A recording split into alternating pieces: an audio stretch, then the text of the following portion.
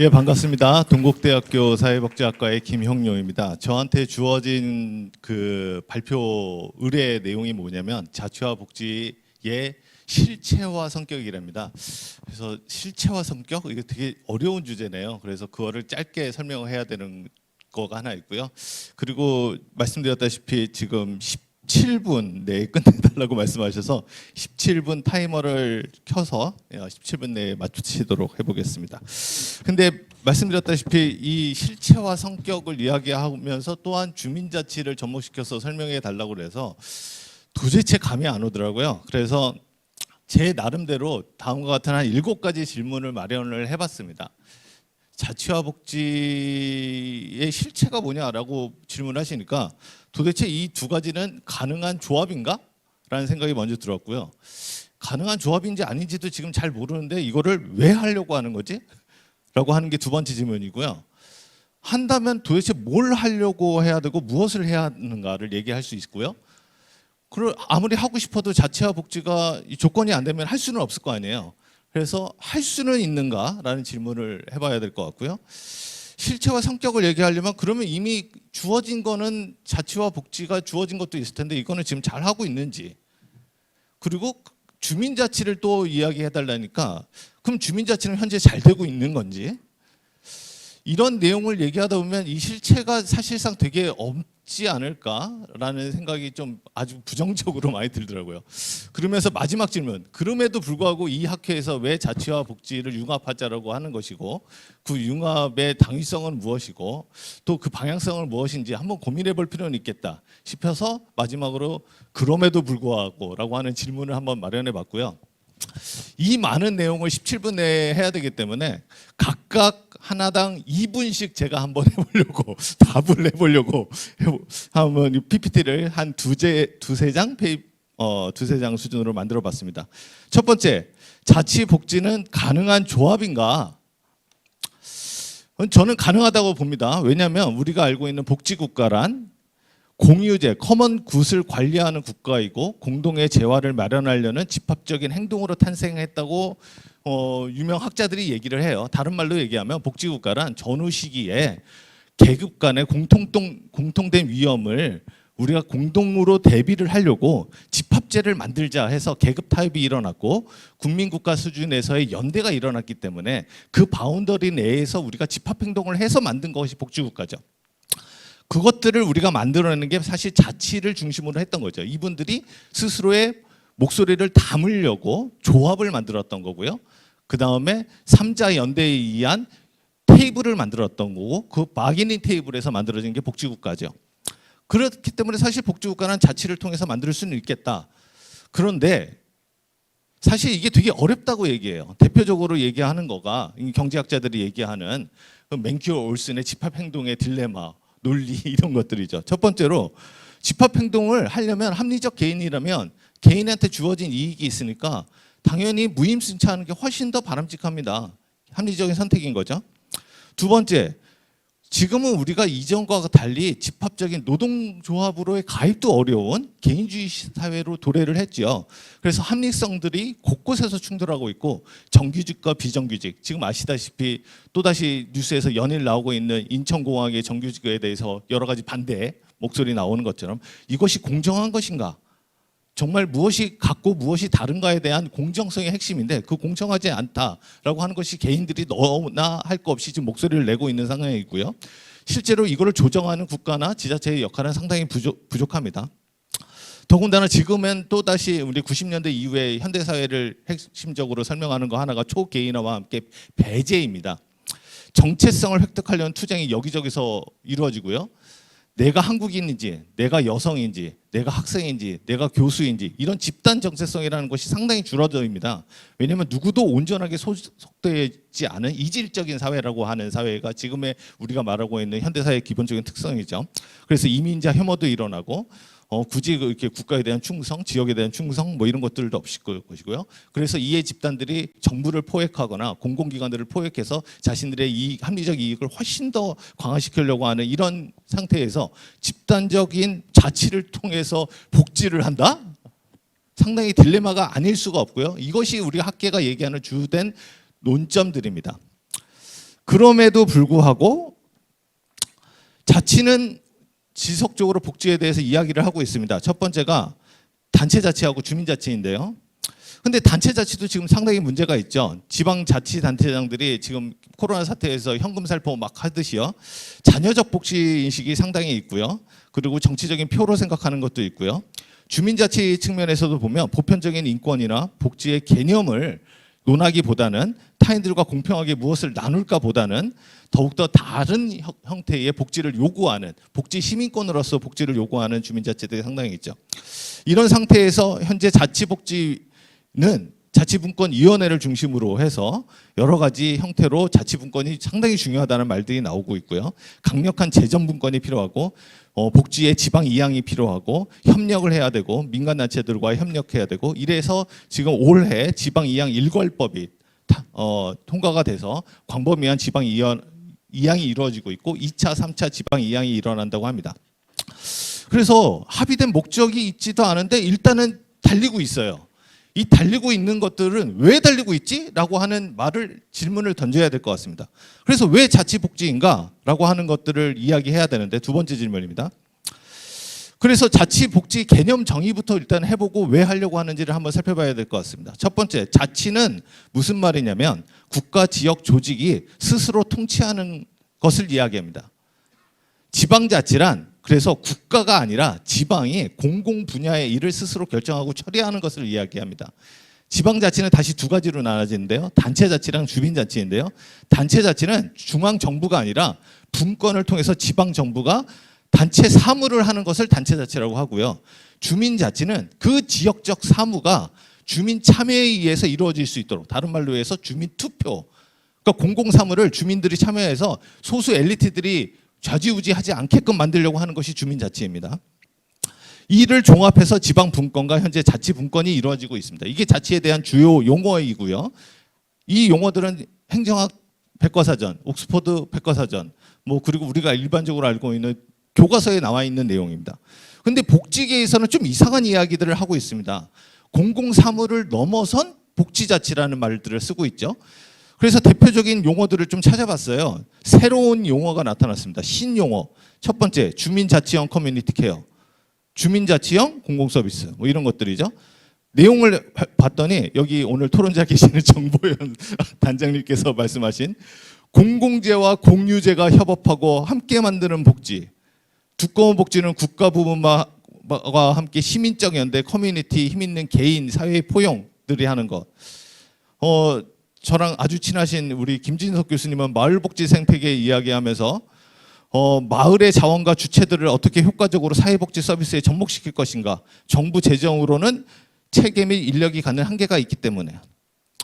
그리고 마을자치 쪽에 유명하신 분이죠. 유창복 선생님이 얘기하시는 지금 자치분권 무슨 미래자치분권 연구소장으로 계시죠. 이분은 당사자주의와 보충성의 원리가 바로 주민자치다.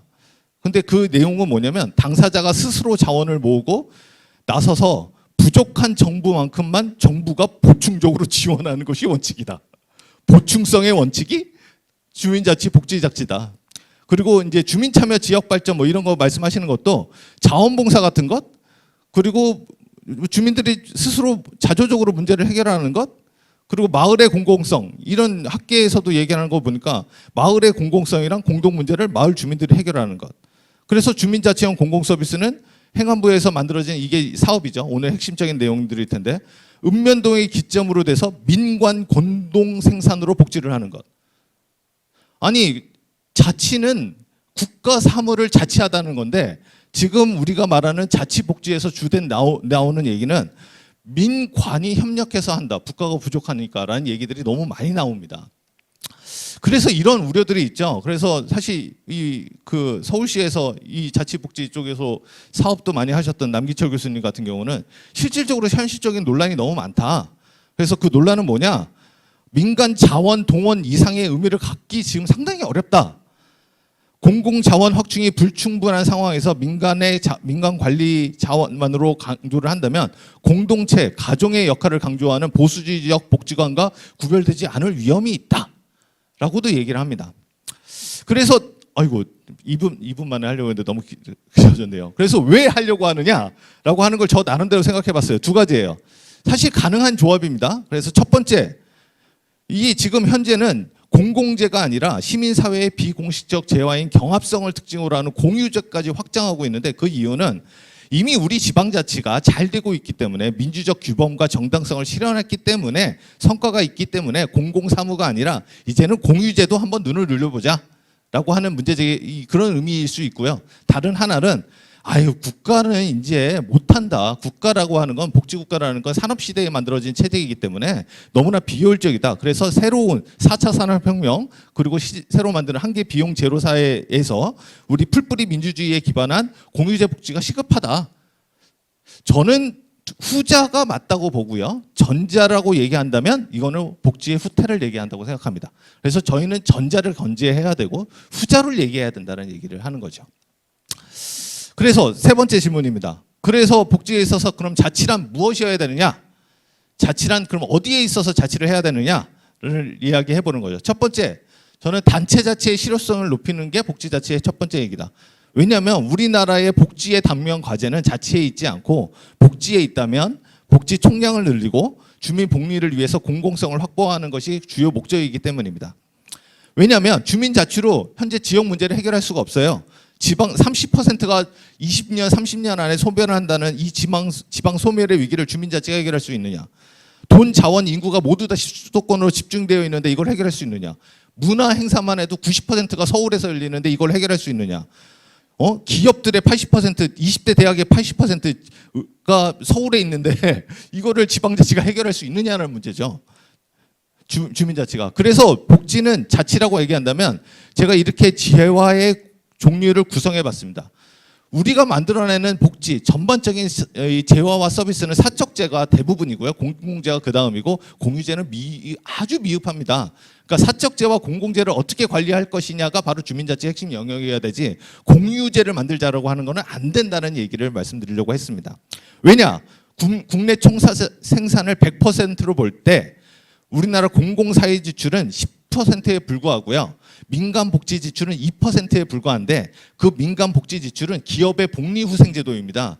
그래서 기업의 복리후생제도들을 빼면 실질적으로 자발적 민간 복지 지출은 우리나라 전체 재화의 0.2%입니다. 돈으로 따지면 우리나라 전목 GDP가 1,835조 원인데 그 중에 사회보험 113조 들어가고 중앙정부 48조 들어가고 지방자치단체 24조 쓰는데, 실제로 제3섹터에 들어가는가 복지에 제공하는 돈은 2조 6천억에 불과합니다. 아니 1,800조 가지고 얘기를 해야 되는 이 주민자치가 왜 2조 6천억 가지고 이야기하냐, 이런 얘기죠. 따라서 복지 영역의 주민자치는 첫 번째 당면 과제가 바로 사적재가 사회 연대성을 해치지 않도록 주민자치, 시민사회가 견제하는 규범을 만드는 것입니다. 미국에서 얘기하는 주민자치는 이런 겁니다. 왜냐하면 미국은 상원의원들이 70년대까지만 해도 로비스트가 되는 확률이 3%였는데요. 재작년 기준으로 로버트 라이시가 분석한 결과 상원의원들이 상원의원을 퇴임하면서 50%가 지금 로비스트가 되어 있습니다. 다른 말로 얘기하면 로비스트가 돼가지고 모든 정부 정책을 기업들에 맞게 오거나이즈하고 있다는 얘기죠. 그래서 시민 참여가 필요하고 시민들이 이걸 막아야 된다는 게 핵심적인 내용입니다. 우리도 마찬가지예요. 우리도 모든 재화가 사적재죠. 시민단체는 왜 거기에 개입하지 않는 건지, 왜 주민단체는 거기에 개입하지 않는 건지를 이야기해야 되는데, 문제는 가장 바람직하지만 이거는 매우 어려운 참여민주주의의 과제입니다. 둘째, 공공재가 진짜 공공재로서 역할을 할 수 있도록 만들어지는 게 현실적이고요. 세 번째, 마지막 주민들이 공유재를 확보하는 것은 제가 생각하기엔 좀 이상적인 과제야. 좀 장기적인 과제, 아니면 더 나아간 혁신적인 과제 정도로 생각할 수 있지 않을까. 그래서 주민자치는 공공재 영역의 둘째 영역에 초점을 둬야 된다. 그러면 다음 질문으로 넘어가죠. 네 번째, 자치복지는 가능한가? 그래서 공공재를 주민자치가 좀 참여해서 공공재를 좀 공공재스럽게 만들어줘야 되는데, 실질적으로 우리는 그럴 수가 없습니다. 왜냐하면 제도적으로 그렇지 못하게 만들어놨거든요. 사무기준 30%가 지방정부이고요. 예산기준 20%만 지방정부의 역할이 주어져 있습니다. 실질적인 분권이 없고요. 지방재정이 취약하고요. 지역 간 불균형이 심하고요. 지방행정은 상당히 비효율적으로 운영되고 있고요. 지역 이기주의와 지역적 갈등이 상당히 큽니다. 대표적으로 왜 그러냐면 자치입법권, 자치행정권, 자치재정권이 정립되어 있지 않습니다. 우리나라는 헌법에 지금 법령, 시행령과 시행규칙까지 포함한 법령을 위반하지 않는 범위 내에서만 지방자치단체가 조례를 만들 수 있고요. 재정권은 말씀드렸다시피 20%밖에 못 갖고 있는데 그 20%도 다 국고보조사업의 매칭으로 쓰여져 있으니까 사실 지방자치가 쓸 수 있는 돈은 아무것도 없습니다. 자치 조직권도 못합니다. 공무원을 만들 수가 없어요. 기준 인건비제랑 총액 인건비제 때문에 행정기구와 인력 정보를 중앙정부가 통치하고 있습니다. 행안부의 승인이 필요합니다. 그렇기 때문에 자치권이 중요한데 이거는 우리가 헌법 개정을 통해서 만들어야 되는 건데 이거 이렇지 않은 구조에서 어떻게 지방자치가 가능한가, 복지자치가 가능한가, 불가능하다는 얘기고요. 그리고 그게 반드시 좋은가라고 할 때 좋지 않을 수도 있습니다. 대표적으로 마강래 교수 같은 경우에는 지금 격차 해소가 문제라면 이건 중앙정부가 역할이 더 중요한 거고 지방세 비중 높이는 재정분권이 지금 현재 지방 소멸하고 있는 도시들에 대해 오히려 악조건이다. 어쩔 수 없다. 돈 먹는 하마인 지방정부에 어떻게 자치권을 주느냐라는 이야기들도 있습니다. 이것도 아직까지 정립되지 않은 학계의 일관적인 방향성이 없습니다. 그래서 지방자치 현실이 어떻게 됐나? 이번 코로나 긴급 재난지원금 사례만 해도 아주 기가 막힙니다. 저는 4인 가족이라서 100만 원을 받았는데요. 이거 중앙정부가 주는 건지 알았거든요. 알고 봤더니 지방정부 매칭이 다 있더라고요. 근데 경기도 같은 경우에 가평군 같은 경우에는 사실 인구가 적고 지방재정 자립도가 상당히 떨어집니다. 그래서 가평군은 100만 원을 지급해야 되는데 매칭할 돈이 없다고 그래서 87만 원을 제급을 했습니다. 근데 경기도의 성남시나 고양시 같은 경우에는 그 100만 원 다 지급했고요. 자체적으로 고양시 지원금, 성남시 지원금 따로 있었습니다. 이런 상황에서 지방자치가 어떻게 되느냐라고 하는 거죠. 이 불균형이 너무나 심하죠. 그러면 아이고 이제 40초 남았네요. 빨리 끝내겠습니다. 자치복지 5번째 질문입니다. 그러면 이렇게 할 수 없는데 그러면 하는 거는 잘해야 되나? 잘하고 있나? 자치복지 지방자치단체들이 고유 사무는 잘하고 있나? 제가 보기엔 지방자치가 사실 복지에 있어서 너무나 무책임합니다. 그래서 매일 화가 나서 저희 사회서비스를 제가 전공하고 있는데 매일 화가 나서 지방정부에 대해서 막 이렇게 비판을 막 하고 있죠. 왜냐하면 주민들이 민간을 찾아가고 복지관을 찾아가고 민간 복지재단을 찾아갑니다. 그러면 안 되죠. 왜? 모든 권리는 보장기관인 지방정부와 국가가 책임져야 되는데 사회보장에 대한 국가가 책임지는 전달체계를 지방정부가 만들어 놓지 않고 있습니다. 따라서 문제는 고유 사무임에도 불구하고 전달체계 내에서 지방정부의 역할이 서비스 공급자 관리 감독에만 맞물려 있고요. 그리고 민간 협력이라는 이름으로 민간 복지기관들이 의존하다 보니까 오히려 포획돼서 그들을 위한 사업들만 하고 있는 게 지방정부의 현실입니다. 따라서 사회서비스 수급자, 욕구조사나 선정 이런 것들도 제대로 못하고 있고요. 민간에서 산발적으로 임의적인 방식으로 모든 그 사회보장급여, 공공부조는 빼고요. 이 사회서비스 부분에 있어서 이런 사회보장급여들이 제공되고 있다는 것이 문제입니다. 민간 의존성을 탈피해야 되는 것이 지방정부의 고유 책임인데 그것 또한 못하고 있습니다. 찾아가면 어디 찾아가세요? 말하고 끝나고 무슨 서비스가 되는지 사례 관리도 잘 안 되고 있는 거죠. 고유 사무도 잘 못하고 있다는 얘기입니다. 그러면 주민잔치는 잘 되고 있느냐, 지역에. 아시죠? 주민투표, 주민소환, 주민감사청구, 주민소송, 주민참여 예산제 이런 것이 공식적인 주민참여 제도입니다. 근데 이런 제도가 어디에서도 제대로 되고 있지 못하고 있습니다, 현재. 왜? 말씀드린 그런 조직도 없고요. 그리고 주민투표나 주민소환 이런 것들의 공개정보 청구도 사실 지자체로 내려가면 홈페이지에 제대로 된 공개정보도 그러니까 그 정보 공개도 제대로 이루어지지 않고 있습니다. 정책 형성을 위한 자문당 구성, 정책 집행에 있어서 모니터링 수행, 정책 평가에 있어서 ombudsman 제도 이런 거에 주민 참여가 지금 거의 이루어지지 않고 있죠. 형식적이죠. 더군다나 그런데 이제 자꾸 주민 참여하자 하면서 새마을운동, 자원봉사센터, 재난극복, 모금운동 했던 거 과거의 그런 경험들이 아직까지도 좀 남아 있어서 나라를 나라답게 우리 복지 같이 만들어 보자라고 하는 의미로 시민사회에 자꾸 공공복리에 참여해달라고 요청을 하고 있습니다. 근데 시민사회는 자발적인 조직들이고 국가로부터 독립된 독립영역인데 왜 공공복리에 관심을 가져야 되는 거지? 라고 하는 질문이 생길 수밖에 없고 이것 자체가 시민사회의 공론장을 축소시키는 위험이 있습니다. 저는 마을을 아주 사랑하는데요. 마을을 내비둬야지 마을답습니다. 따라서 복지마을은 정말 상이한 원리의 기초에 있기 때문에 이 둘을 섞으면 좀 어렵다는 얘기를 하고 있고요. 그럼에도 불구하고 이제 1분 내로 끝내겠습니다. 왜 자치복지융합은 필요할까? 여태까지 제가 안 되겠다라고 말씀드렸잖아요. 근데 필요하다면 이렇게 필요한 것 같아요. 왜냐하면 기존 사회복지 제도가 지금 무너져 내리고 있기 때문입니다. 사실 사회보험이 무너져 내리고 있기 때문입니다. 새로운 복지 사회를 만들어야 되고요. 새로운 복지 자본주의 유형을 만들어야 돼요. 근데 국가가 못합니다. 왜? 혁신이 필요하거든요. 혁신은 지역적 혁신이 필요하거든요. 따라서 국가나 지방정부의 사회보장 책임만으로는 전반적인 복지 향상이 어렵고 비효율적입니다. 따라서 주민들의 자치 역량과 풀뿌리 민주주의에 대한 공유제 복지가 사실 새로운 모델을 만들 필요는 있다는 것입니다. 아시다시피 지금 뭐 이재명 지사가 했던 활동들, 서울시의 박원순 시장이 했던 활동들, 사실 중앙정부가 못했던 걸 먼저 시작했습니다. 먼저 시작하는 자치복지가 혁신과 창의에 의해서 주민 참여에 의해서 이루어질 수는 있겠다. 그것이 바로 융합의 목적입니다. 왜냐하면 융합이란 기본적으로 사회가 변화했는데 기존의 것들을 고수하고 싶을 때 어떻게 적응하지? 할 때 기존의 것들을 묶는 게 융합이거든요. 그래서 이제 새 시대를 만들었을 때 융합이 필요하다. 새로운 방식의 융합이 필요하다. 절대 지금 하고 있는 거 도와달라고 하는 것이 융합이 아니다. 그래서 혁신을 준비하는 것, 글로컬 공유 사회를 준비하는 것, 그리고 복지는 기본적으로 신뢰를 바탕하고 있기 때문에 주민자치가 무임승차자를 줄입니다. 무임승차자를 줄이는 주민자치의 집합행동 토대를 만드는 것이 바로 주민자치의 역할이다라는 걸로 마무리를 하려고 합니다. 예, 이상 마치도록 하겠습니다. 감사합니다. 고맙습니다. 예, 고맙습니다.